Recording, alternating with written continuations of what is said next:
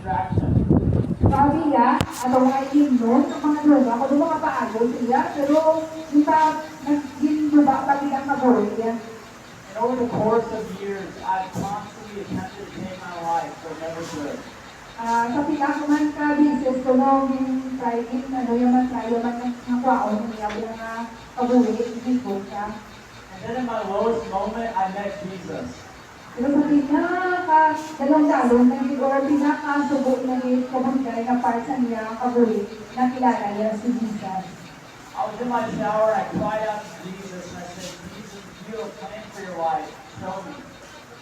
So, sa nakapalibot sa ko no, dito sa libot sa ito, pag nagamit sa kay Jesus niya, ipakilala ko no, hindi siya ipakilala no, ang mukawin mo sa ako. And I felt an urge in my heart to go turn on a video of Bible verse.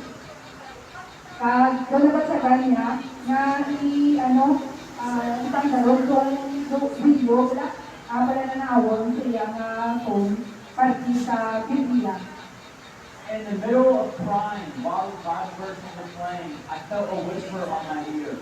So, samtang nag-aandar ko, ang Bible, wala ang pinapamatian niya, istorya, kamatamat na istorya, ang Bible, pinapamatian niya sa iyan at itutuon. And the whisper, it told me to listen. And I began to listen to what the Bible verses were saying. So, ang pinabutik sa versikulo or sa Bible, sa iya tulungan, nga naman ito ang kamatamat, is na, doon nag-istorya, wala siya. And the first Bible verse we played was Jeremiah 29:11. God plans for you to prosper and to give you a hope in the future. Karang lagi na Bible verse na ano yan, nabatian, nag-istorya sa iya, ang sa Jeremiah na wala. Sino ka ba sa Bible, eh? Sino ba sa Bible? So sa Jeremiah, kuno, versikulo 29, 11 or 29:11, hambal ito nga may plano ang Ginoo sa aton nga buhi, plano nga maayo, kag hindi malaki. And I remember I was in my shower 2 weeks later.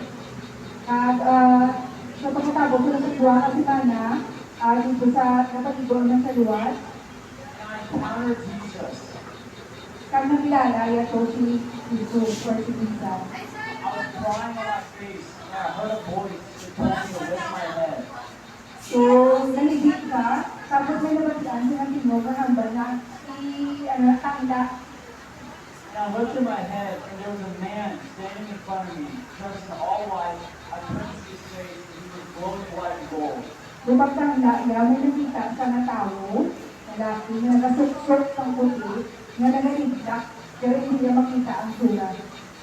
And I remember I gave my life to Jesus, and he healed 16 years worth of trauma and abuse in my life.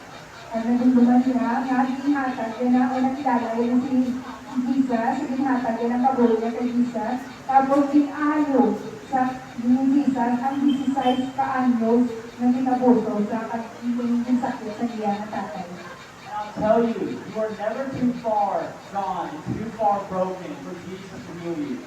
So, nahambalan naman kamo, nga wala imposible kay Jesus, bisan ano pa nakadako sa imong ina, o ano pa nakabunday mo kinagyan, o grabe man niya kasakit ang imong kinagyan, wala di sa hindi pwede maayo ni Jesus.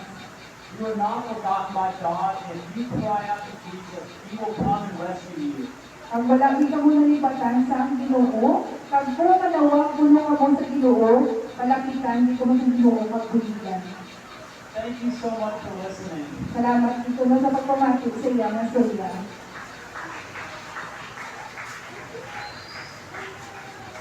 Wow, powerful story, right? Makagagawa ko nung iya storya, di ba? Just know that no matter what you're facing, Jesus is just a prayer away. So, mga kabataan, dumtungon lang ito na ito, yung isa na lang ng problema na kinatubang mo sa inyo kabuli, si Jesus, napamati kung kita magpalapit sa iya at magpangamulo. He's not just someone that lived 2,000 years ago. He's alive today, right now, and He knows you. Kung si Jesus na nabuhi, alin sa una ang tasubok at sa katapusan. Now we're going to do one more drama for you. Do you like drama? I'm going to welcome the team up to get ready, and I'll just tell you this. This story is your story and my story. Ang drama na ipakita nila, istorya ni sa bagay sa atong tanan, sa inyo, sa amonan.